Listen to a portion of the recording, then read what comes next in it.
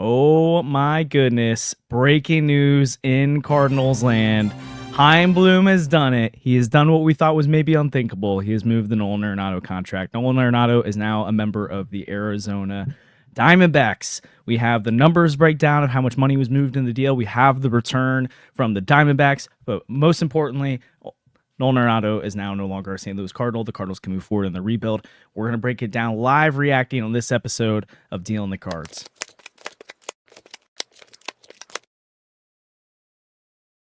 Welcome into Dealing the Cards, Josh and Andrew, as always. Sandy should be jumping in here soon. We even got a quick chat with Kareem right before we jump live. I was home letting my dog out real quick and turned the car around to head back into the office and saw our chat was blowing up and was like, oh, okay, Arenado was traded. That's crazy. So we're live. We're talking Nato trade. Not Arnold Arenado, obviously. Last few years have been pretty rocky here in St. Louis. Most of us expected him to be moved at some point, or at least that was the hope. But as the market kind of was slow, and obviously Arenado is not really the first on anyone's to-do list this offseason in terms of what they're trying to acquire, I think it was at least safe to say that we're unsure of if it could happen or not. I think I think most of us were in the camp that we're pretty sure it was going to happen, even if it took the Cardinals eating a ton of money on the deal to make it happen, which they did here. We're going to get into that and get almost nothing in return, which, again, I don't want to call Jack Martinez nothing, but he's not a guy on any top 30 prospect list, so we're going to break that part down. But, hey, happy Arenado trade day, everybody. Andrew, how are you feeling? Yeah, I mean, the Bregman stuff happened, was it yesterday? And I feel like that started Saturday. to open. Oh, okay. Well, I'm a little bit behind. But like the Bregman stuff happens. And, that was kind of the thing last year where it was when Bregman signs, the Arenado market will open up, and Bregman didn't sign until like February. So that just didn't really happen. I remember last year at winter warmup, the priority for Mo was move Arenado, move Arenado, move Arenado. That didn't end up happening. And we're getting dangerously close to winter warmup now. I think less than a week away at this point. I'll be back home Saturday and Sunday for that event. And I was a little bit worried that, Chaim would have to say the same thing, right? Like that he would have to talk about the priorities and moving Arenado again. And then like Donovan and some of the other guys that haven't been moved. And now Alex Bregman signs earlier. He signs with the Cubs, which, we can talk about that at some point, but I'm not too moved by that. He did sign for quite a bit of money, although some of it was deferred. Thanks, Cubs. You're ruining baseball. But, I think that was a good sign at the beginning. We'll have to see how the Donovan market moves now because, the Cubs took one of those big pieces off the board. Bregman can play second base. Like that was probably what the plan would have been last year if Devers had played third or something like that. So, that was a piece that could also move the Donovan market, but clearly the Arenado market now reaches the conclusion, traded to Arizona for basically nothing, right? Like, and you had to eat most of the money as we see from the trade package. But at the end of the day, this is something that needed to happen. Yep.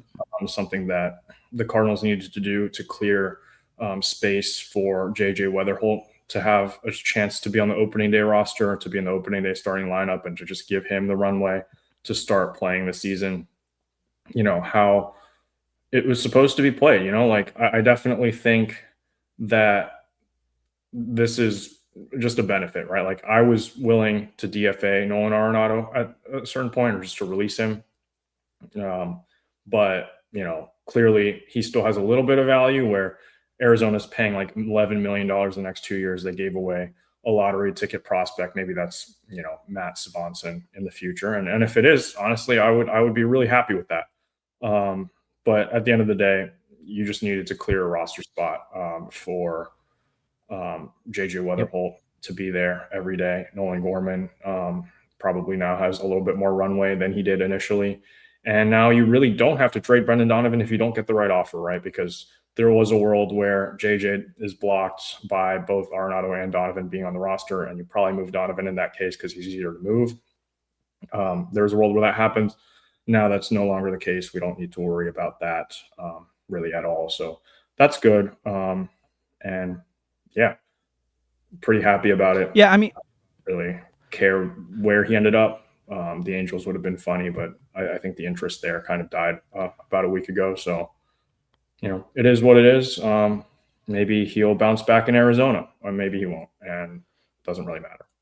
yeah, we'll see. I feel like personally, I feel like everyone's making too much to do with, well, if they have Arenado Donovan still, how will they fit JJ Weatherholt? JJ Weatherholt is the future, and if they want him in the team and on the roster, he will play over Nolan Gorman. Brendan Donovan can move around, and I mean, it's just on Ollie and Heim to handle the Arenado situation, and also Yvonne is probably going to be.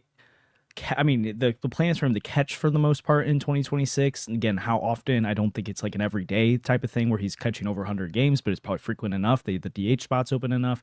I had zero issue with fitting JJ Weatherholt into the starting lineup.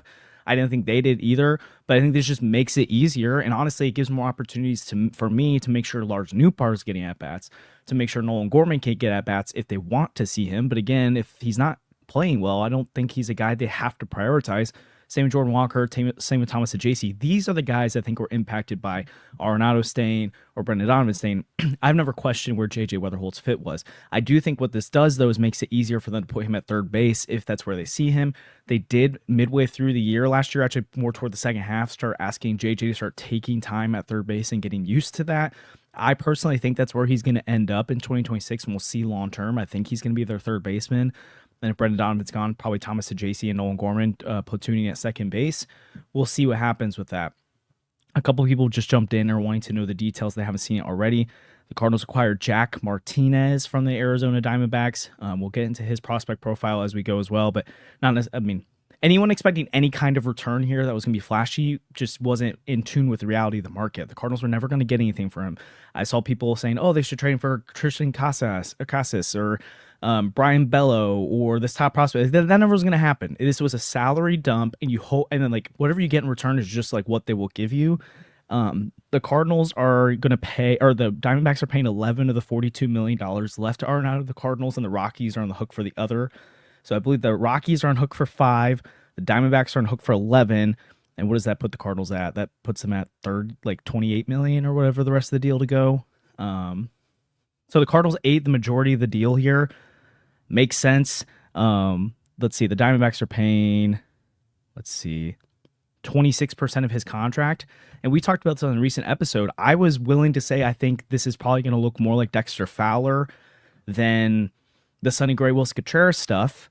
And as long as they were willing to eat as much money as it took, I thought there'd be a suitor out there. I know people are saying, well, there's not really a clear option. And I mean, I get how bad Arenado was this past year, but he wasn't so bad that no one's going to roster him when they don't have to pay him anything. The Diamondbacks are paying him $5 million this year, and they're paying him $6 million next year. Like, to get a veteran third baseman with the kind of pedigree that Arenado does that could bounce back and be better, and he was still worth like $8 million in F4 to dollars calculations last year, and he only played 100 games. His glove still gives value. It's not what used to be, but it is value. And then you would hope maybe the bat can bounce back a little bit. He can still hit lefties to an extent. So at the worst case, you pay $5 million for a platoon player. So if you're Arizona and he's not good enough to play every day, then he might be a guy that they basically only play against lefties, like they did with Randall Grichuk in recent years, all that kind of stuff. I do think at the top, you made a really interesting point that Mo came into winter warm-up and said, what's my priority? Number 1, 2, and 3 is trade Arenado, trade Arenado, trade Arenado. Guess what Mo couldn't do? Trade Arenado. Bloom came into the offseason and said, and he didn't say all these publicly, but obviously wanted to trade Sonny Gray, got it done. Wanted to trade Wilson Contreras, got it done. Wanted to trade Nolan Arenado, got it done. I mean, I have confidence still that if they want to get if they hold the line on Donovan and a team makes that kind of offer, they're going to do it, but they don't have to make it happen. And even if they didn't trade Arenado, I don't think that would put any pressure on them to trade Brendan Donovan. You don't trade your best trade asset just to trade him because you can't trade your especially in a rebuild, because you can't trade the weight on your ship. Donovan could be here in 2026 as their starting second baseman, or he could be sent to Seattle here soon, or San Francisco apparently has been heating up over the last 24 hours. There was a report today, I think from Will Salmon, I can't remember who it was who put it out there, that the Giants are heavy in on Nico Horner and Brendan Donovan at this point. And I think Matt Shaw potentially is part of that equation. So there's movement here, right?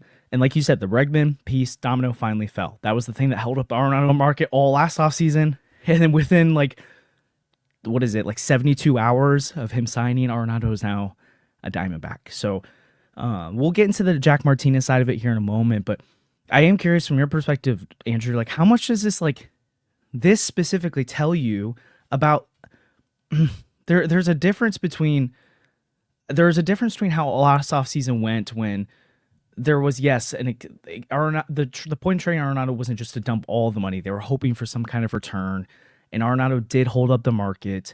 And so I'm not saying like the huge issue here was that Mo couldn't move Arenado, but Chaim could. But we are talking about the urgency that a Bloom handled this kind of offseason versus last offseason. I know there's different financial ramifications of things, but I've been impressed so far by Chaim's ability to execute. And is that something that you are impressed by? Is that something that the fact that this happened and what we've seen, the whole context of this offseason from Bloom, does this continue to give you confidence in what Chaim Bloom's doing with this Cardinals team so far? Kind of what were your thoughts on that?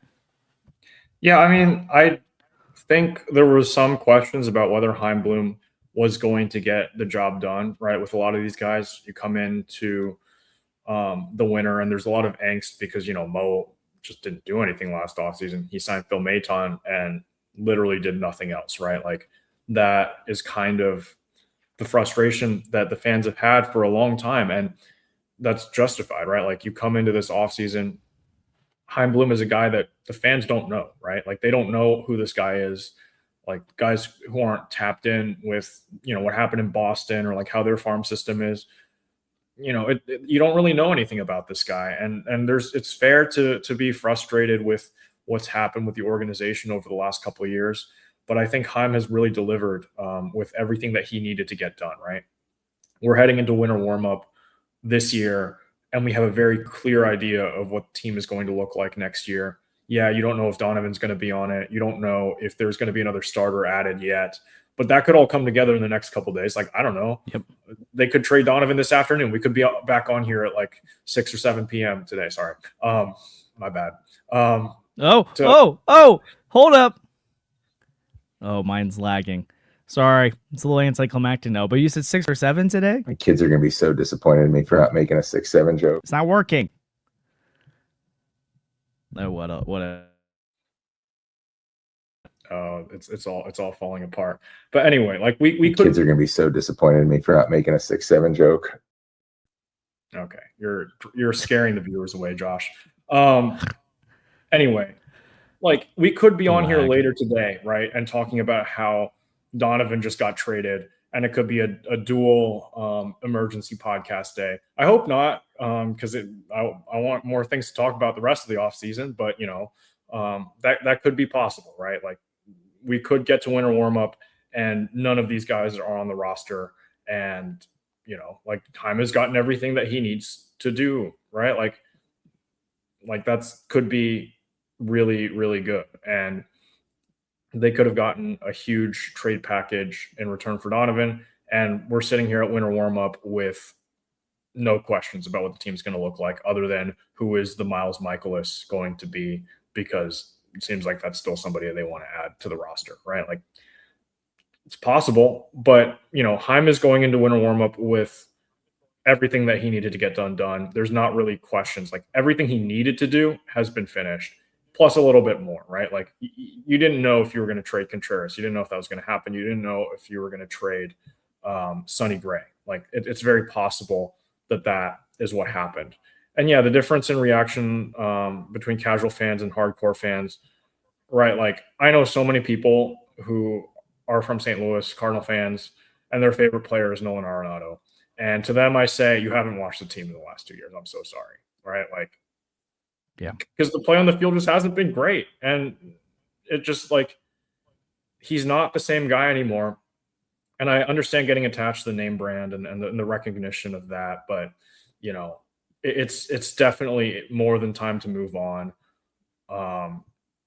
Is it sad that, I remember being so excited. I was still in high school when the Cardinals traded for Nolan Arenado. Sorry, I'm dating myself the other way. But I remember how excited I was for that.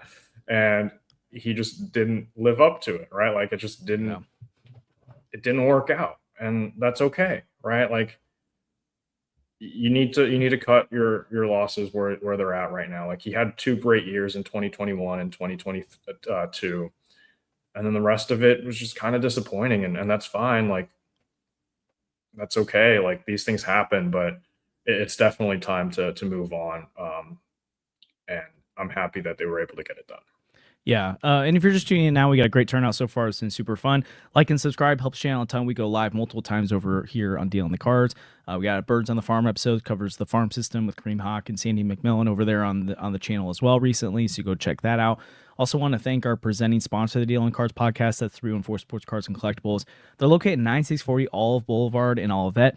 Open 10 to 5 Monday through Fridays and 10 to 4 on Saturdays and Sundays. They buy, sell, and trade all sports cards and Pokemon cards. Have new selections of packs, boxes, and single cards of local players and stars from around the league. Make sure you go check them out. They do awesome work over there. We're going to be there this weekend after day one of winter warm-up. We love Devin and his team over there. They've got great stuff going on. The Bowman 2025 prospect packs come out this week, right? Oof, that's an interesting edit there. But it's a big set, so you can find Liam Doyle's in there, a bunch of Cardinal prospects. That'll be a fun chase to go on, so make sure you go check out 314 for packs, boxes of those, and then also to pick out cards from their gosh, what's the word I'm looking for here? From their showcase as they go through. But we really appreciate 314 in their support of the podcast. Yeah, I think it's an interesting point because I'm sure when I see some other Cardinal fans later today, there's going to be a mixtures of reactions from people that haven't necessarily been super in tune with the team and just know the name. And then the others that are, like, I remember talking to someone this offseason, like, what are the Cardinals doing? I was like, oh, yeah, they're in trade Will Contreras, Sonny Gray, and Nolan Arenado, and they're freaking out. They're like, whoa, what does that mean? I'm like, well, I mean, they haven't been good the last few years. And Nolan was the name of all the names that they were really surprised at. I'm like, well, it's a different time now. And it does, like, I resonate with you. Is I remember when they pulled off the deal, and I think I was in, like, a Topgolf or something, and I was like, what? I was like, this is crazy. Like, they actually did it. They paired Goldschmidt and Arenado. Like, this team's on the come up. And that was right around the time, too, when the farm system was pumping out Nolan Gorman and Jordan Walker. You had Mason Wynn coming up, and you had Liberatore, and you had these names at that time, Dylan Carlson, that you were like, whoa, they've got a young core coming. They've also got these two pillars in Arenado and Goldschmidt. They still had Yachty and Waino. 2022, they bring in Albert Pujols. 2021, they have that Tyler O'Neill MVP type season.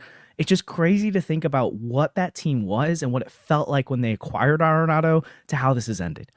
And honestly, if you run this scenario 100 times, I hope it went better most of the time. This feels like one of the worst outcomes where not only did the team fall apart, but Arenado fell apart.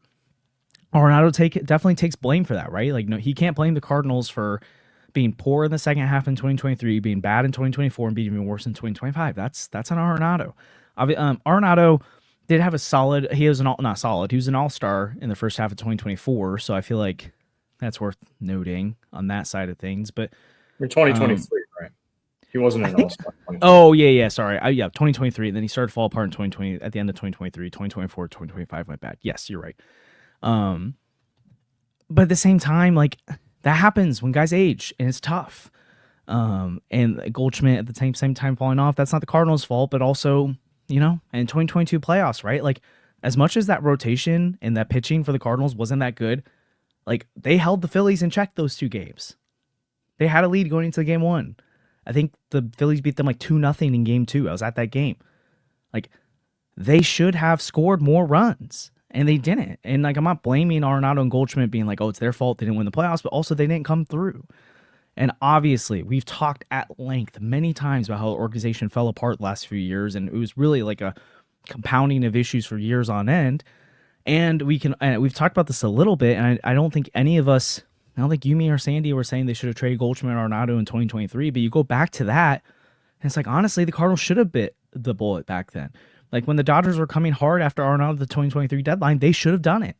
They should have shot Paul Goldschmidt, but, like, this is all hindsight, right? I'm not blaming them, but it's just like things have played out in the worst way possible, because at that time, I think many of us are like, okay, they fixed the pitching. Going to 2024, you could be competitive, especially because you have 2 guys that are going to bounce back on Goldschmidt, and they didn't. They went the other direction.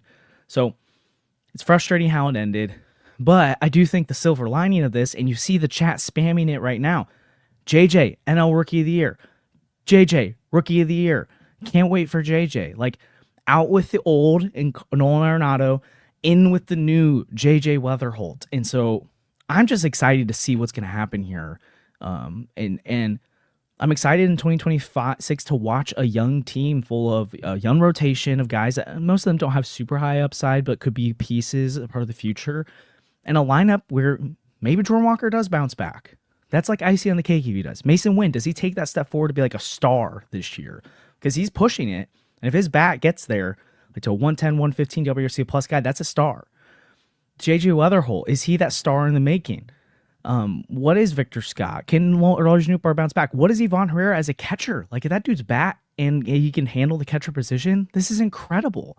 So it is fun to like think to the future. It just, at the same time, it is weird, and I feel bad that, I mean, Noah just put it in here that it feels like we're hating on Arenado, and I don't want to hate on Arenado. That's not the point of this. It's just it's sad that it had to end like this. You don't want it to end with stars like this. But I mean, think of that infield this year. You're talking about if Donovan stays, it's Herrera, Burles, and Donovan, Wynn, and JJ. That's super fun. That's a nice infield. And even if Donovan's gone, which we think he probably is, you're talking about seeing what you got in Thomas DeJC, Nolan Gorman. Can they be contributors in the future? So yeah, I mean, pave the way for JJ Weatherholt here. Yeah, I was actually just thinking about this today as I was walking home. But if the Cardinals trade Donovan, correct me if I'm wrong, but I don't think there's a single All-Star appearance on the roster. Unless like some random reliever, unless like Ryan Stanek was an All-Star one year or something. Like I can't think of anybody. That's really interesting. I wonder the last time the Cardinals have had an opening day roster without a former All-Star on it. I mean, they might end up signing Miles Michaelis, so there you go. That's true. Like also, Dustin May was never an All-Star, right? Like he never put together a good first half, and like, yeah. not hey, a also, single- a couple things in the chat. Spam questions, spam thoughts in there because they're really interesting as we're walking through this. Again, like the stream if you can. It really helps us out a ton. If you're new here, we'd love if you subscribe. It just really helps a ton. But I want to talk about the Diamondback side of it real quick, and then we can come back to that side of it too. A Paul Goldschmidt reunion in Arizona? That could be interesting. Get Nolan and Goldie back together. But obviously, you can see by the type of deal that's just pulled off here, the Diamondbacks, I think they are definitely hoping that Arenado bounces back, but they're definitely not like, I don't think they're banking on it per se.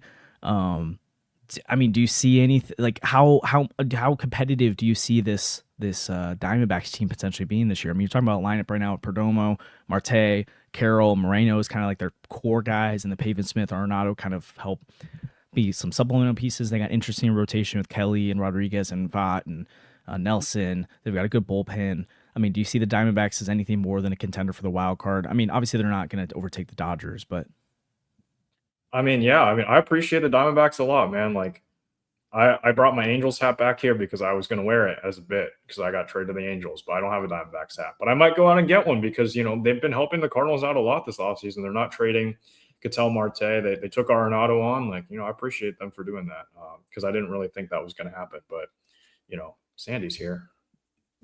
There we go. Wow, the Sandman. Enter Sandman. That's what we should do. We should start without you when you're late, and then we play Enter Sandman when we come We're gonna in. get copyrighted. We're not class today, and I have to take the bus home. I'm just kidding. This one makes sense. Yeah. I don't blame you. Hey, what are your thoughts? Well, I mean, look, there's one piece of big news, and it's that Nolan Arenado is gone, and then there's a second piece of smaller news, which is, you know, what they got back, which doesn't really matter. The big thing is that Arenado won't be taking up at bats this year. I'm pretty excited about that. I think we've thought long and hard. We've always had to consider the possibility that they don't move Arenado. You know, we've talked about, would they potentially DFA him, or would he get relegated to a bench role? We don't have to consider any of those possibilities now. They traded Nolan Arenado, and we get to move on and move forward as a franchise, and I think that's a really good thing for the Cardinals. I want you guys to guess how much total money off the top of your head do you think the Cardinals have eaten in future value this offseason? Between this year and future money. How much do they eat for Sonny Gray? Like 30, 25? Just give me your total guess because I've got it right here. But I don't know. I'm trying to do some quick math. I don't like 80, 75. Oh, a little high. Okay, 60 million. The front office said we will eat $60 million to help this rebuild go. Again, or sorry, ownership. That's really an ownership call at that point. Again, not glazing the DeWitts on that at all. That is not at all what I'm doing. But I am saying this is Josh. This is change and this is different. And I personally, I think we talked about this in the preview for the offseason. I rather them do stuff like that to get better prospect returns than if they had given themselves a little bit more wiggle room to go sign a free agent. Or frankly, they could have just moved this money and not brought in guys. Like ownership could have just been like, save me as much money as possible. I don't really care about the prospect return. But the DeWitts did sign off on the fact that so much money on the gray deal that they were able to get Brandon Clark back. They got a decent return for Wilson Contreras as well. I kind of wish they were able to eat more money. I mean, who knows if they could have to get more. But then the Arenado, they were able to move him because of that. And so I do think that's really interesting because I think if we're being honest, I think most of us going to the offseason, or at least most people would think they have to prove it to me they're actually going to do that. And so again, that's not like I don't even know if they get brownie points for it, but I do want to acknowledge they did something that I think most of us probably didn't think they'd do. And Skyboy's right. This podcast, that segment was brought to you by Arby's. So we have the meats. We eat the money. Hey, that's why they invited you to winter warm-up before me. Yeah, I'm going to wear my Arby's branded t-shirt. Yeah, do it. So it would be the if I wasn't how much are you eating on this deal? The Diamondbacks are paying 11 total. The Rockies are paying 5. So what does that leave? 48, 11, 5. I can't do quick math in my head anymore. 48, 11, 5. The Cardinals are eating 32. That's not that bad. 48. I feel like it could have been so much worse. That's fine. Yeah, honestly, because remember we talked about like Dexter Fowler? Like I wasn't been surprised they ate 95% of it. They ate like. Did they get anything back for Dexter Fowler, or was it just like $1? I don't. Yeah, I think he was a player to be named later, or cash, and I don't think they got a player. I think they probably got $1. Imagine those kind of deals when you like make trades. You're talking about millions of dollars, and it's like the Angels have sent you $1. Well, that's what the Brewers got for Dallas Keuchel a couple years ago, right? They traded him for $1, I think. Yeah. I don't know. Yeah. So, I mean, Andrew talked about this a little bit earlier too, but this is an interesting wrinkle too, that this does, I mean, you're talking about freeing $5 million this year, and you're talking about freeing $7 or $6 million the next year. So we'll see what happens with that. But it does help free up a little bit more of that salary flexibility. They've talked about getting a right-handed outfield bat. That's something they could pursue still, even with Donovan on the roster. They could go get one more veteran innings eater type if they want to. Wouldn't be shocked if they add another bullpen arm to the mix, a veteran guy. But Chaim's accomplished, Sandy, we were talking about this right before we got on. Chaim's accomplished most of his shopping list already. It's such a different offseason than last year. We're literally sitting here probably on January 13th going live being like, maybe they trade Arenado at some point, and then like there was that weird like Yankees thing in the spring training. We're all like, whoa, the Yankees in the mix. Could it happen? It was like nothing happened. Phil Maton, that was it. And we've already talked about Sonny Gray trade, Wilson Contreras trade, Nolan Arenado trade. I think we're gonna have Brendan Donovan trade at some point. We got Dustin May signing, Ryan Stanek. It's interesting. Are you surprised that Arenado wasn't the last thing that got done? Yes. I thought for sure it'd be the last piece of the sequence, and it's not. It came before presumably a Brendan Donovan trade's coming. So yes, 1,000%. I would have thought it'd take longer. Yeah. January 12th, January 16th last year. Guess the titles for our episodes. Oh gosh.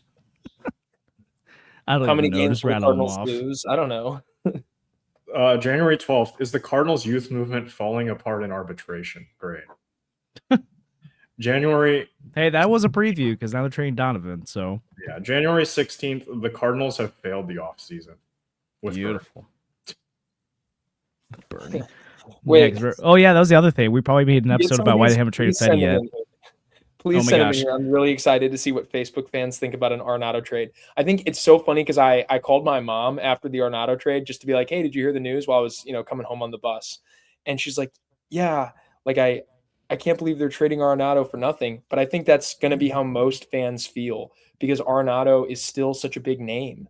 And I think a lot of fans, especially fans that aren't necessarily as plugged in and understand how, the contracts work and stuff like that, it's going to be very interesting to see people saying they didn't get a ton back for this. Yeah. I think this is one of the players that probably matches up most poorly with fans' perceptions and the league's perceptions. I'm curious what the chat thinks. Skyboy or anyone else. If you want, it'd be funny if you guys want to screen grab and send us on Twitter like Facebook comments about the deal. And maybe I don't know if we'll do it for this episode, but maybe next episode we could do a little segment where you just read off what people said about the Arenado trade because it could be funny. If you find anything funny and reply, and I see it before this episode ends, I'll read it because I want. Yeah, if you could tag us on Twitter if you find a funny reply, or you can screen grab and DM it to us, whether it's Facebook or Twitter. We'll do like the mean tweets version of the Arenado trade.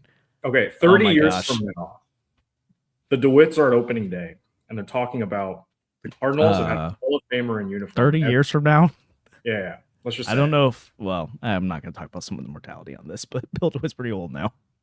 Well, like, you know, there's other DeWitt. There's other Bill DeWitts. Yeah, the DeWitt family. There you go. The DeWitt family is there, and they're announcing the Cardinals have had a Hall of Famer in uniform every year since 1900 whatever. Like, I don't know. Who is it for this stretch for 2026? Ivan Herrera. I mean, it's JJ or Yvonne. We know Mason Wynn. Yeah, Mason Wynn could be that guy easily. Oh, easily. I mean, wait, were you talking about a Hall of Famer or a Cardinal Hall of Famer? Hall of Famer. Oh, okay. Hall of Famer, not easily. Cardinal Hall of Famer, Mason Wynn's on the trajectory. I mean, Edward Renteria is going to be one, so. No. Yeah. But who is it? I think it's Ollie. Someone. It's not That's Ollie. A great take. It's probably someone they don't have right now. Like Justin Verlander? Sorry. They're not going to have someone in 2026 unless they go sign Max Scherzer. No, I'm saying if they do on the roster. Like, hypothetically, 30 years from now, they're saying that's just still the thing. I mean, it's Yachty in a coach role. It's not Justin Verlander. No, they're not. Justin Verlander's not coming to St. Louis. Or Scherzer. I mean, maybe Scherzer, but. I mean, but we're not putting that pressure on JJ or Wynn or Yvonne, obviously, but maybe it's one of them. Ollie. It better be Ollie. Yeah, they're probably not going to have a Hall of Famer. That's crazy. I like this comment. Teenage me is crying, adult me is relieved. Let's predict opening day infield starters. Gorman, JJ, Wynn. What positions, though? Gorman at third, right? I'm going JJ at third. Yeah, I think JJ at third. Walker at third. Walker at Sorry. Walker at short. We're gonna try Mason Wynn and right today. See what happens. Body. He could get to a lot of balls at short. I mean, like who else is gonna like Sajasi at second, maybe, and then Gorman DH? Yeah, that actually I think if Yvonne's starting and if the outfield is Newt, Scott, and Walker. Assuming Donovan's gone, I think Gorm's probably your DH against righties, and Sajasi might play second. It's interesting. Last year was a small sample size, but Gorm had like a 20 or 25 WRC plus as a DH last year, so they might try to see if you can extract value from him there. But I do think 125 or 25. Sorry, I meant like a 125. Oh, yeah. Not 25. We really want to run that back. It was like Brandon Crawford. But I'll go my infield is Burley at first, either Sajasi or Gorm at second, depending if it's a righty or lefty on the mound. Wynn and JJ at third is how I'm going to go. But, I mean, who knows? Donovan could be on the team still. If Donovan's Jose Fermin could start. And it's hard. Yeah. What are the odds Jose Fermin's to start at second baseman? So low. Well, if like so low? Someone has to get hurt in spring training. Someone has to get hurt. Well, I don't think Gorm is like written in pen there. Like, okay, Jose Fermin is not going to be there's no way they could. How is there no way? Dude, if they start Jose Fermin on opening day, we are the new Pirates. As the last few years, Sajasi and Gorm are closer to Jose. I mean, I think more highly of them, but they're closer to Jose Fermin than they are like written in pen in the opening day lineup. Closer to Fermin than they are to Win. I would give you that. I mean, not even to win. I'm saying just to be written in pen in the lineup. Yeah. Oh gosh. So I mean, they were never written in pen in the lineup, right? Like Gorman is. That's what I'm saying. People are like, "Oh, it's Gorm," and it's like, what, is it? I mean, I think. But also, we're talking about if like Gorm's playing second base, you got DH open too. So that's what makes me think there's probably a world that Gorman and Sajacy are both starting. But then also I'm not going to rule out, especially at one injury, Jose Fermin there. I don't really think Nathan Church is starting. There's not really a lot of options other than the guys already on the roster besides JJ. Unless they add that right-handed bat. Yeah. Do you guys think it's likely they'll add that right-handed bat to the outfield at this point? Is there a Hall of Famer available? like Nelson Cruz or somebody like that? Andrew McCutchen? Oh. Ooh. I can't see them adding another bat right now. I think Hear they have me to out, Jason Hayward. I know he's left-handed, but Didn't he retire? Oh, did he? I thought he did. I don't know. I also don't like random him, names. so I don't want him to play for us again. Why don't you like Jason Hayward? He was great when he was here. Yeah, for 1 year, and then he passed on the Cardinals. I mean, I'm glad he passed on the He Cardinals. did that. Like, that's great. I'm glad he did, but I was still butthurt about it in the moment. And then he was a Cub for a long time, and I hate the Cubs. For real though, like Grichuk, Slater, Austin Hayes, like guys like that. Grichuk would be a lot of fun. I would love if the Cardinals did that, but I don't know if they will. Yeah. Do we want to talk at all about? I mean, there's not much to talk about. Just Jack Martinez at this point. I mean, 2025 draft pick. He's got a big fastball. But I mean, he's out. I mean, Baseball America did their top 30. Oh yeah, Brian Torres, good call. That's a good call. Baseball America did their top 30 for 2026 for the Diamondbacks, and he wasn't in there. I doubt he's. Yeah, he was drafted in like the 8th round from Arizona State. The stuff was like fine. Yeah. He had like a 5.4 ERA last year at Arizona State though, which isn't awesome. Yeah, some college pitchers are weird like that though. Like Brian Wu was bad in college. Oh yeah, that's why it's like, I mean, not going to write this guy off as nothing, right? I mean, when Matt Sabanson was acquired from the Young, we're all like, oh, whatever, and then he ends up being awesome. This is probably more like better than I thought they would get. So yeah, I mean, I thought they're eating more money at this point. So, quick overview of the financials again. Arenado's owed $42 million. The Cardinals are paying $31 million of it. And then the Diamondbacks. Well, actually, it's not. It's complicated. So the Cardinals are technically paying $31 million of it, but actually the Rockies are paying $5 million of that, and it's kind of confusing who paid out when. So like the Cardinals are on the hook for between $26 and $31 million. It's hard to say. And then the Diamondbacks are on hook for $11 million, which is $5 million this year and $6 million in 2027. Do you think Arenado will get? Do you think he'll get another contract after this one ends? Depends how he plays and if he wants to play. Of course. Also, Jacob, yes, the return did come out. It's a right-handed pitcher, Jack Martinez, his prospect. Yeah. I mean, again, like you said, it's like none of us expected more than this. Yeah, absolutely. It's just nice that Arenado is not going to be like muddying things up for the team as we start the season. You know what I mean? It's like you don't have to factor in what if they can't trade him? What if they have to DFA him? You know, we now know exactly what the Cardinals are working with. We know the finances, and we know that he's not going to be hogging at bats. Yeah. Yeah, I feel like this makes the rest of the offseason significantly easier, and the rest of the season, honestly. It's just like, yeah, good stuff. Yeah. Yes. So yeah, we'll see what ends up happening there. Also, I've seen a few messages in the chat about this. Since we're going to be recording tomorrow, I have not gotten new packs yet, so I can't do the pack rip on here. But if you want to potentially do that, I've been doing guess who's in the pack if you get it right, opening day tickets. So subscribe. You can be in for our next live stream if we do that. Again, like this if you're in right now. We've got close to 200 in here right now, so it's super fun. If you can hit that like button, it helps us out a ton. Subscribe if this is your first time in here. Again, we go live. We breaking news like this. We go live in the moment when we can, and then obviously we have multiple regular podcast episodes a week. Kareem and Sandy run our Birds on the Farm and do awesome work there. Andrew and I will be at Winter Warm-Up this weekend, and so we'll have all the player interviews, Chaim's interview, Ollie's interview, all that kind of stuff, to the wits posted on our channel as quickly as possible after each interview is done. Andrew does a great job with that. And then we'll be going live during the weekend at different points to kind of break down what we're hearing. So stay tuned for winter warm-up coverage this weekend on that. Obviously, I think we're all expecting Brendan Donovan still to get traded, even though it's not like a given. We think it's going to happen, and so we'll definitely go live with that as well and give you more takes with that. And then also we've got some guests down the pipeline that we're excited about too, that I think you guys will be excited to get to know. So can't wait to bring some of that coverage. And it sounds like Kareem said there'll be another Birds on the Farm this weekend. So okay, tune in for that. I guess I don't know. Maybe this is a worthy topic. No. Donna's not the Jordan biggest bust of Walker. all time, so let's Not not even go there. He's not even the biggest bust on the team right now.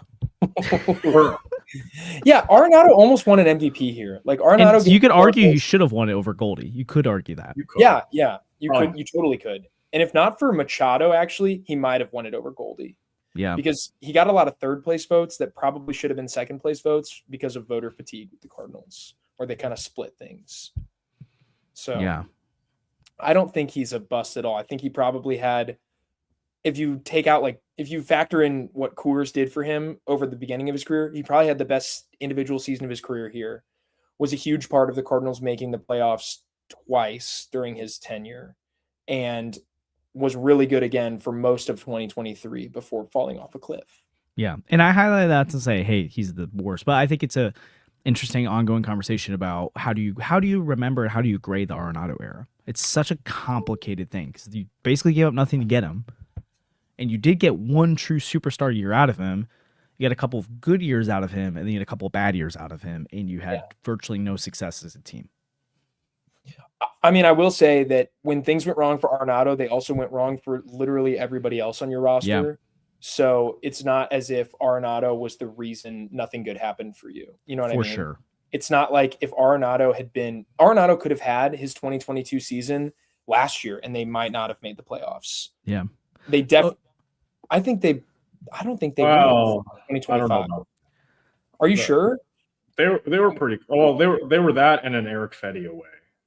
Yeah, I mean there were other flaws with that team. Like I don't think that Arenado being himself would have elevated them into. They wouldn't have been better than the Cubs or the Brewers. Yeah, like not even close. Still, I think there's probably there's three different ways you can grade it. If you're grading the trade, it's still an A. Like I don't know how you write up Austin Gomber in Monterio and getting a bunch of money in return for Arenado as anything but a win. Now I think if you try to grade the Nolan Arenado era in St. Louis, that was not an A.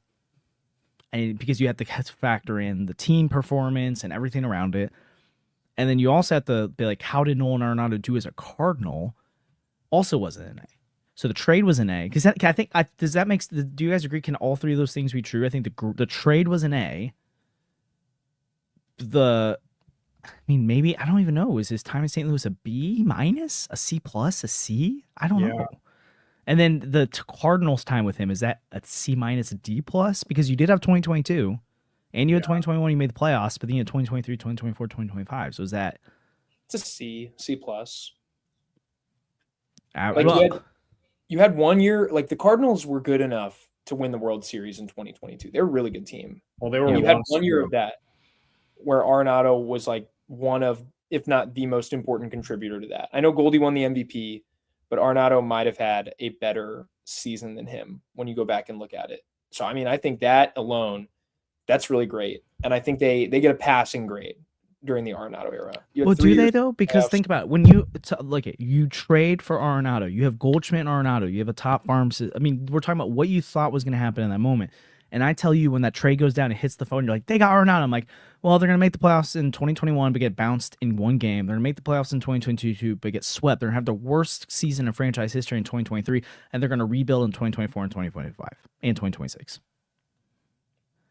I don't think any of us thought that was a successful era. If you go back 5 years ago, playoffs is expected for this franchise, right? Yeah, for sure. That's what, like any season where you don't make the playoffs is a disappointment. And they made the playoffs twice and they missed the playoffs 3 times. And all I'm saying is a team I don't think Arenado's performance was like the driving factor. No, behind them missing the playoffs. But I'm saying, like, so if you grade you're a good season from Arenado away, probably, right? Because maybe, but you had so many other issues in 2024. Like there were other problems with that team. Goldie was bad. The pitching was like actually fine that year. Goldie was also bad. Like if those two were fine, if those two are even like 2023 level good, like I think that team makes the playoffs. I don't think so. Not with 2023 versions of that. I think that's why you grade. No one in your lineup hit. Yeah, but I think you also grade it you grade the trade, which you gave up nothing to get a future Hall of Famer, and you got a top 3 MVP candidate year out of it, and an All-Star year out of him. That's an A. If you grade Arenado's performance during this time, he had An incredible year, a good year, an average year for him, and 2 bad years. So I feel like that's like a C plus. C plus is, yeah, that's fine. And then I think when you talk about the Cardinals during that stretch, you're talking about one. It was a nostalgic great year, but they didn't win a single playoff game in 2022. 2021 they get bounced by the Dodgers, and Arenado did not perform in either of those games, so that matter, or any of those 3 games which matters. Arguably their worst season in franchise history in 2023, 2024, and 2025. Again, that's not Nado's fault per se. He's a part of it, but it's not his fault. Yeah. That I think you grade as like a D plus D minus, maybe even an F. I think 2022 saves it from an F, but I think it's in the D's. To win the World Series in 2022, but yeah, I would give them a D over that span because they were terrible and they've mismanaged things to get to where they are. You know, like we all agree, the end of the Mo era is full of mismanagement. Yep. Yeah, I mean, it's one of those things where it's like I can see what they were trying to do, and I just think that they made they made the wrong decisions. You know, you also factor this in from Steve. You're talking about a huge contract that guy has too. We're not talking about a guy who's making $10 million who's having good and bad years. We're talking about 30 plus million, which I know you're not paying all of it, but I mean, like when the Cardinals traded for Paul Goldschmidt, that affected Derek Gould talked about it. Scott Boras tried to get the Cardinals in on Bryce Harper, and they made their move. They weren't going to do it. And so in the same way, when you trade for Nolan Arenado, that took them out from doing other things. So could you imagine if Nolan Arenado had opted out and gotten the huge contract after 2022? People thought he could be Dodgers. Then he'd be the worst asset in baseball right now. No, well, honestly, I think that's maybe part of the reason he didn't opt out. Is I don't know if someone was actually going to give him that deal. Really? People, I mean, I remember that was after 2023, right? Or was that 2022? Oh, you're right. Yeah, you're right. No, you're right. I remember being excited when I heard that Arenado didn't opt out. I was like, yes. Yeah, he would like. Oh, for sure. It made sense for him to opt out. Rendon would still be the worst asset in baseball because right now he's doing literally nothing, and he's taking checks from the Angels for the next. If Arenado opted out, you're probably talking about he maybe tacked on because he didn't have 2027 on his contract originally. So he probably tacked on 2027, which the Cardinals did at $15 million, but maybe he gets more, like obviously more than $15 million. And you're maybe talking about 2028 too. You're talking about maybe 2 more years in the $25 to $35 million range, rather than this year being like 25 and next year being 15. Yeah, I mean, it probably takes the Dodgers out of one of like Freeman or Yamamoto or something, you know, because he probably would have gone home. It would have been insane. I wish that had happened now. I mean, I do too. Like, I don't know. I mean, the other side of it too, and Andrew and I talked about it a little bit. And again, we're saying this is hindsight, so we're not critiquing them for not doing this. But some people in the moment were calling for it, even though I was one of the people who was like, that'd be dumb to do this. But what if they had punted at the 2023 deadline and said, we need to look into the mirror and rebuild? And the Dodgers were after him. And I'm sure Goldschmidt would have gotten you something. Yeah, probably a lot of something for Arenado at that point. So yeah, it's brutal. It is. Oh well, I mean, I don't look at that. I look at Juan Soto and Shohei Ohtani with the Padres.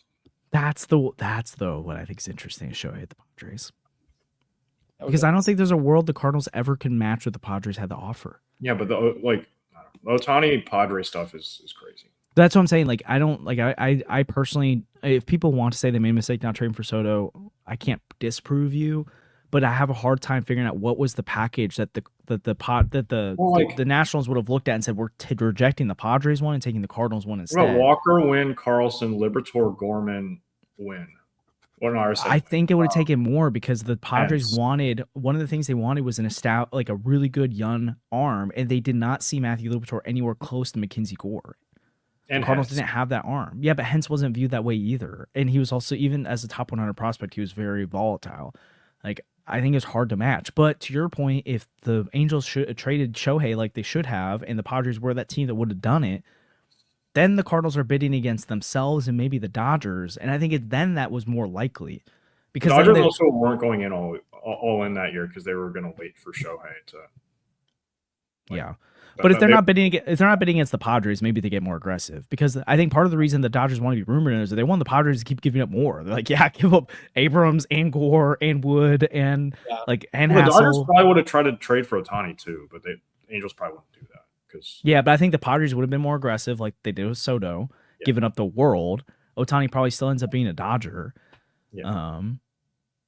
But I think that's the only Soto scenario I think made sense, is if the Padres had gotten Ohtani. And the Angels, can they stop making me feel sad, man? Like, they just every time I think about it. Anyway, sorry. This is interesting though from Ben too. Like, and again, we're not critiquing that they didn't trade in 2023, but I mean, do we trust the return they would have gotten for Arenado and Goldschmidt? Maybe not. But at the same time, you would have gotten something for Goldie because you got nothing because they didn't get that comp pick because they couldn't give him a qualifying offer because that would have been dumb. And Nato, now you've literally ate most of the contract and gotten a outside the top 30 prospect. I mean, I'm confident saying you wouldn't have had to eat that much money probably. And you probably, I mean, even if you did, you're probably doing that to get something in return.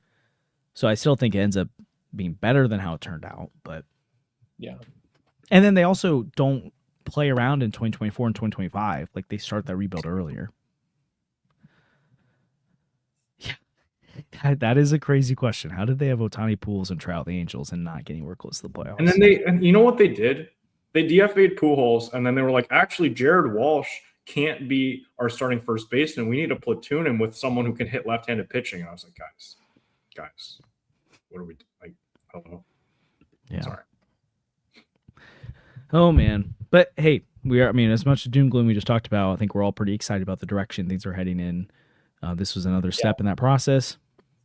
Brendan Donovan could be a huge step toward making a top farm system in all of baseball, getting another 55 grade, 60 grade. I don't even know, prospect, and return some strong package. If not, 60 grade would be beautiful. Yeah, I don't think that's happening, but like 50 though. Yeah. Do you think the Cardinals like projected win-loss should drop after trading Arenado? No. Ooh. I think yes, but like very slightly. Yeah, like a win. Yeah. Because I think a lot of projections had them sitting somewhere at like 74 and a half, 73. And I think it should drop by like maybe 1.5 wins, but not more than that.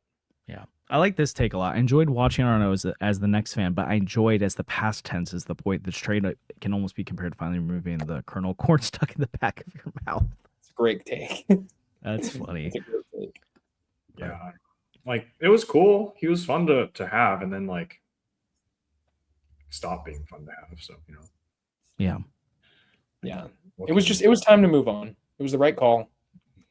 It's just so weird. Like if you told us that, yeah, you're going to trade Arenado in a few years and get nothing back, that's so sad to think about.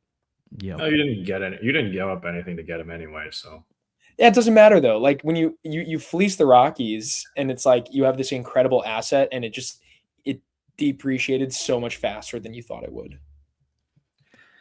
Yep. I mean, obviously moving Arenado on this lineup doesn't, like, you're not like, oh wow, they lost a big bat. But looking at the Fangraphs depth chart right now in this lineup, and if you remove Brendan Donovan from this, bad.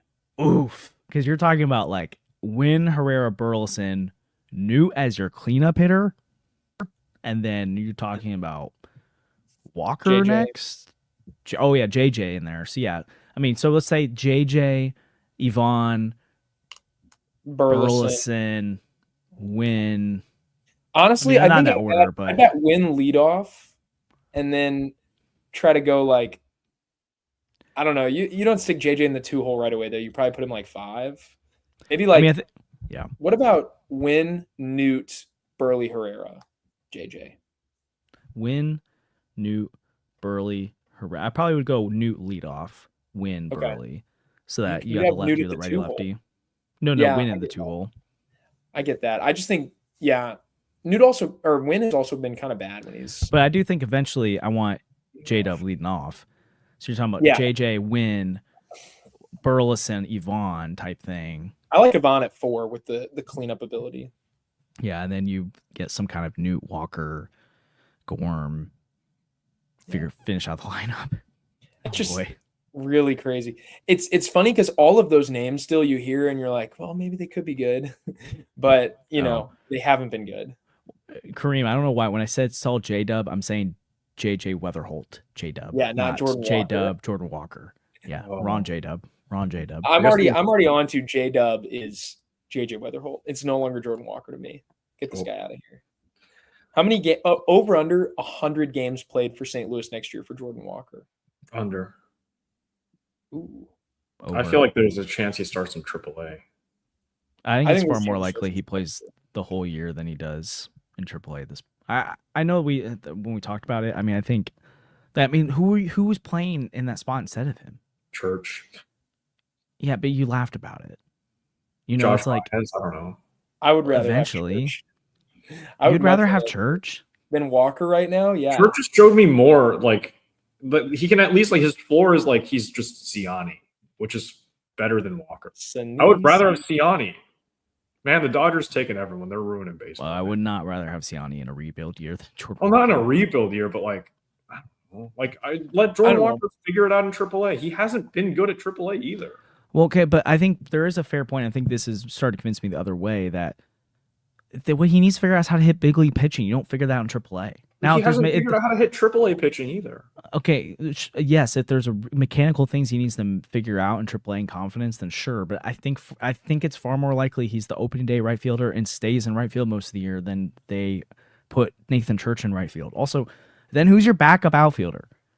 Like maybe Baez later in the year can be in the starting lineup, but like we're way projecting at that point that Josh Baez is going to be a starting outfield. I mean, I guess, but who's your backup center fielder? I mean, I feel like we don't have a ton of other options to go to. I mean, you'd rather see what happens to Walker, but also we need to see what happens. Wait, who's your backup center fielder? Like you just like go Church and center, and then like Walker and right. Then he's and then the Fermin and right or whatever. I don't know. Like, well, I'm just saying if you're starting Scott and Church together, or Tommy Pham, who knows? I don't know. Again, we're talking about a rebuild team, so like there's not like. You want to see what you get at Walker. I'm not like slamming the table Walker as a start. I'm just saying I don't really see the other option. Yeah, I mean, I think I would just give Walker like the first 2 months, and then after that, maybe you're talking about Baez. Anything? I mean, if he's ready. Yeah. But also here's the other thing: is I think it's all far more likely than Church starting is that they sign Hayes or. Is Hayes not the guy that just got popped? Is that someone else? I don't remember Austin who it was. Hayes. There's a Phillies outfielder, but I don't remember. I'm pretty sure it was Hayes. Oh, it was Max Kepler. Oh, wait, never mind. My bad. But like Austin Hayes or Slater or Grichuk, I think guys like that are more likely to be the starting right fielder than Nathan Church. But I could be wrong on that for sure. Yeah. I don't know. It's just really crazy to think about how bad their position player depth at the big league level is all of a sudden. It's kind of insane. It's going to be a tough year offensively. Yeah. Need some of this talent to be ready by 2027, please.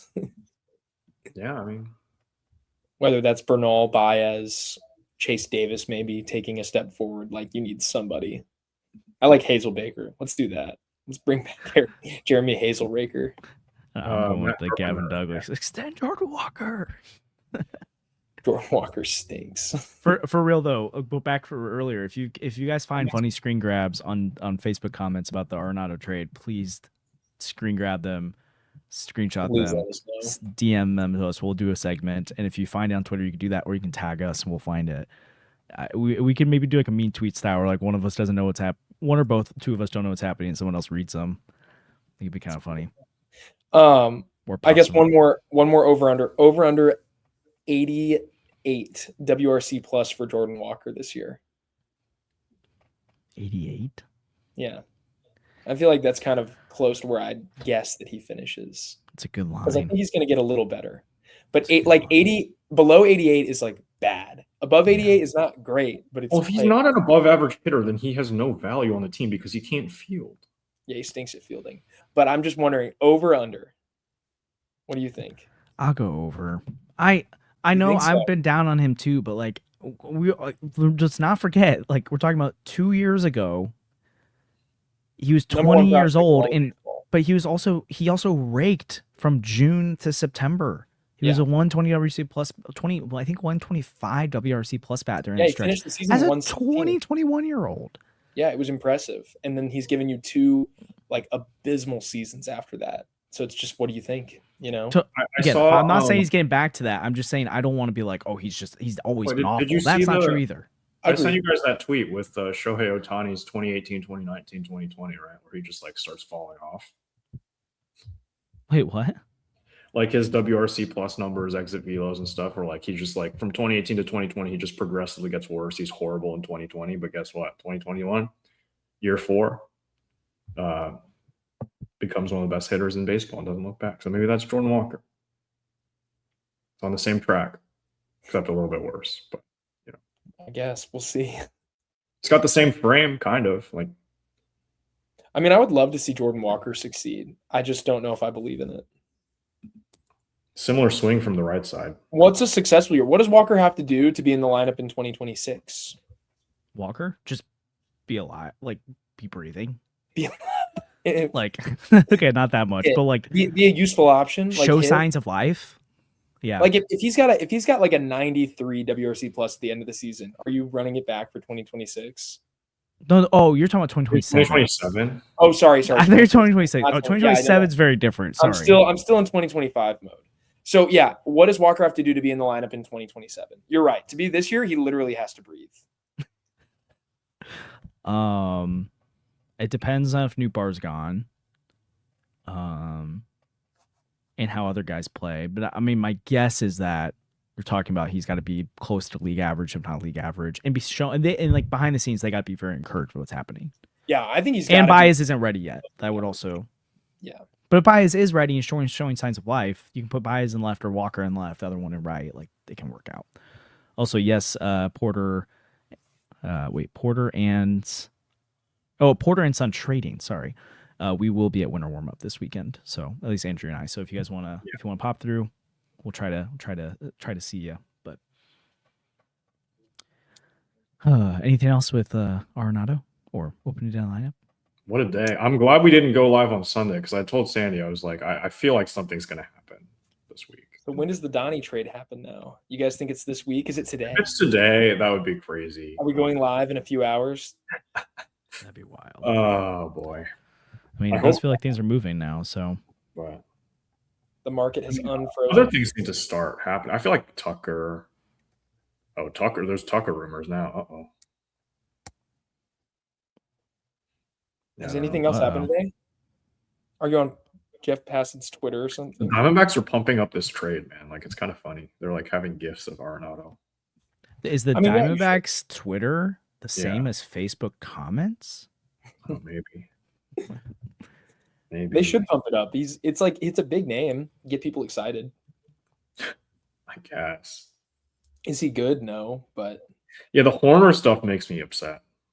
I was happy initially that the Cubs got Bregman because I was like, oh, that took one of the teams off the board that wasn't going to get him anyway. But now it's maybe cooked. Hey, appreciate the support, but also, holy crap, you're in Hawaii? So you live there? That's sick. Is it like 9 a.m. there right now? That's crazy. Whoa, do we have a Cardinal insider in our chat? Cards in 28. Ooh, I'll trust it.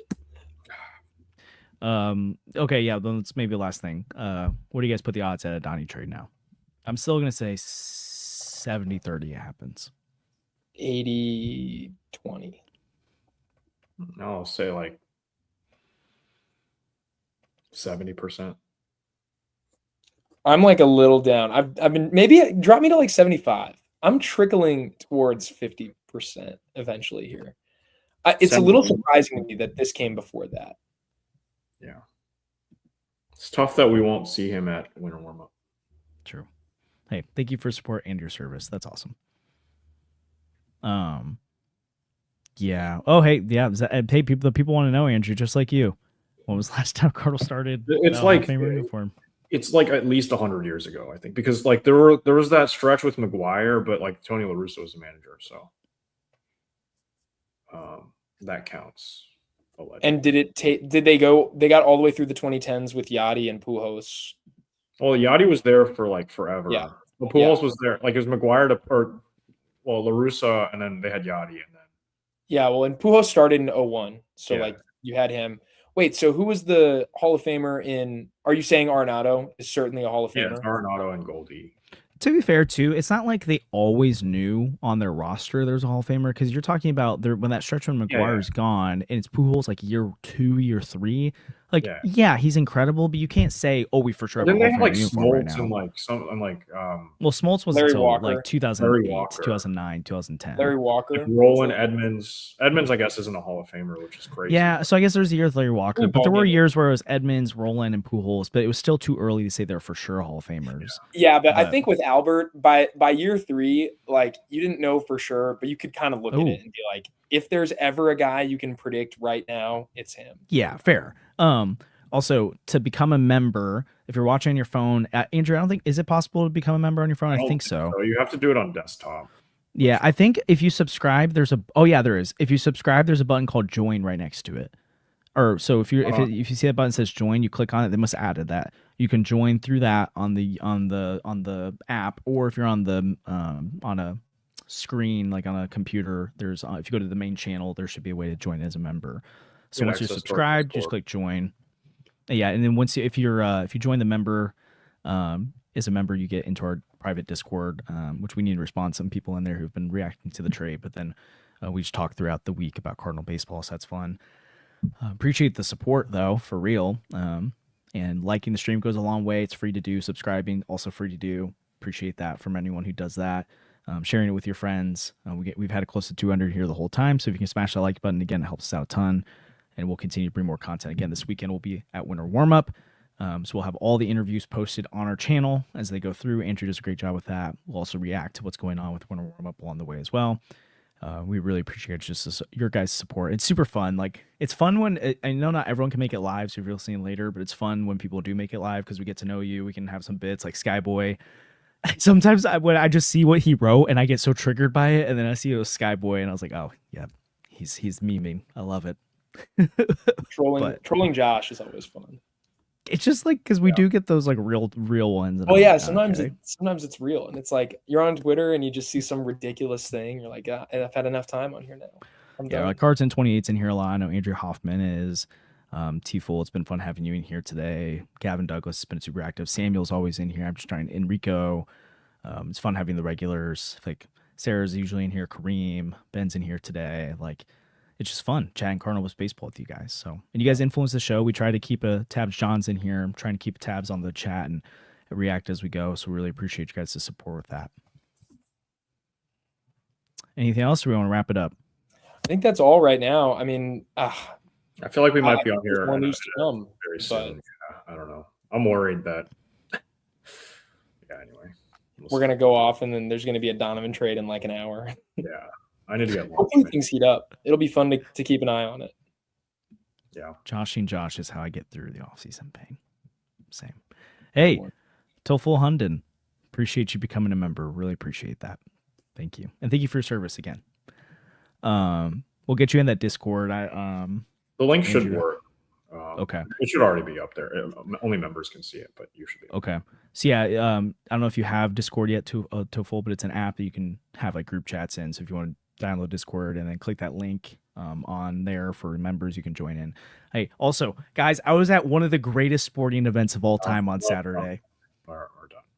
So was PCA. Hey, I booed PCA when he went on the screen.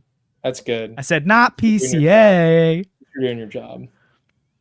I hear there. I was gonna say at halftime I was fuming because I realized I was in a stadium full of Cubs fans and they're also excited about Bregman. Yeah, and I'm like, we're losing and they got Bregman. But I mean seriously, I don't know unless the Cardinals win, unless I'm there to watch a Cardinal World Series win, or like a 2011 Game 6 comeback.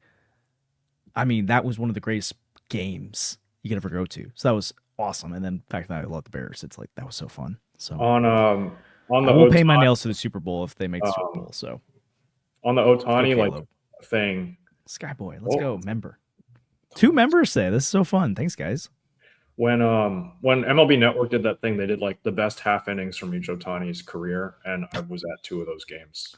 That's cool. Both against the Cardinals. One was like him getting to 1,500 strikeouts against us while he was on the Angels, and then the Dodgers last year when he got to 1,000 hits by launching one against Matthew Liberatore. Skyboy, the Discord link should be on posts on our YouTube channel. Oh my gosh, 3 members. This is so fun. We need to plug this more. It's electric. And Cards in 28, who's always in here. Skyboy's always in here. Super fun. We'll have you guys that Discord, and to Fool Hunden as well. If I'm saying that wrong, please correct me. I'm the worst at trying to figure out names. So 3 membership. Hey, if we can get 6 or 7 memberships, we can. Then Josh will give away opening day tickets. That's true. I want all of green the members. seats. If Donnie gets traded today, I will rip multiple packs on the stream for that. Today? Where are you getting the packs? Oh, here we go. Hey, he's late. He's buying the video. Why are people joining the membership? Why should I join? If you join the membership, A, it just supports us. Really appreciate that. B, you get access to our Discord, which then we can have chats with other super. Oh my gosh, 4 now, Barry. Super plugged in Cardinal fans. And then we're in there as well. We'll be more active too. It's been slow from my end on the off season, be active in there, but super fun. But then also other people who are hardcore members of the channel are in there, so you get to have fun conversations with others. Barry, thanks for joining as well. So make sure you click that link and in the here, Andrew, you describe it better. I don't. Yeah, there's a link on our post. I can open Discord. I don't really check Discord that often. I'm so sorry. But it should be. I can repost. Raise payroll now. Actually, we're here to announce that we're asking for more members, but we are slashing payroll and production. So we would like more money from you, but we are not spending more. Oh my gosh, 5. Another. Whoa. We got 6 members, Josh. You got to give away opening day tickets now. I have to give away opening day tickets. What if we get a 7th member in here? Oh my. Kids are going to be so disappointed in me for not making a 6-7 joke. I'm telling you, if we just get a different soundboard thing, we'll use different ones. Extend Kareem now. We're working on it. Extend Kareem. We'll see what we can do. Hey, there have been rumors of a free agent acquisition. It's been talked about. We'll see. Oh, that's true. Wait, what? Where did Josh go? Wait, what free agent are you talking about? Miles Michaelis, part 2. Yeah, we're signing Miles Michaelis. I don't know what happened. I got booted. Did you remove me? No. I was going to remove you when we were talking about the Bears, but I didn't actually do it. He's joining the channel for Magic Michaelis. Right now, how do I get rid of my membership? Could we trade you guys? Is that possible? Could we trade you to another network? Yeah, trade me to the Locked On Dodgers. That's where everyone wants me to go. Yeah, we're saving for John King. Hey, have you told people I got you for Christmas, Sandy? Josh did give me, and I don't know if Andrew did either. John King gear for Christmas. I was pretty excited about it. It was a listener of our channel too. I DM'd him on Facebook because I saw that he was selling Ollie pants and John King pants. And I was like, I have to do this. It's the most random thing ever. They're in a bag over here, actually. Also, it was really weird opening it and be like, I'm holding another man's pants right now. That was weird. It was a weird feeling. We gave away Wilson Contreras' pants at some point on Twitter. That's true. So it's not too weird. But any John King memorabilia is electric. Trading me for Katie Wu, honestly, that's an upgrade for you guys. I don't know if she can make. We need you for the back. I was say we need you. She already got traded to the Dodgers. I don't know if Katie Wu can make graphics, but that would be a fleece. It'd be the Arenado trade again. That's awful. Oh my gosh. I mean, that's fair. I take it. Hey, any of us being traded for Katie would be a fleece. So let's be honest. But yeah, my question is, what do you do with the pants? What did you guys do with the pants when you got them? Did you wear them? No. Ollie wears the pants in our relationship. Oh my gosh. 7. Oh my gosh. 7 now. Welcome to the channel. Okay, where is Josh going? What is happening?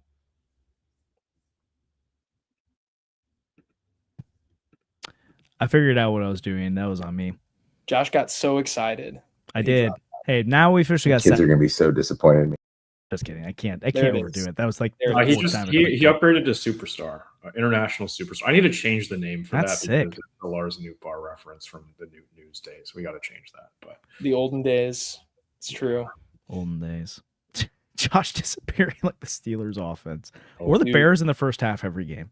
But yeah, Steelers Texans was an awful game. Steelers offense was horrendous, but it was kind of satisfying in a way. Is Aaron Rodgers done? Is he coming back another season? I don't know. We'll see. I feel like he's got to be done, but maybe not. Man, Mike Tomlin and John Harbaugh out in the same offseason is crazy.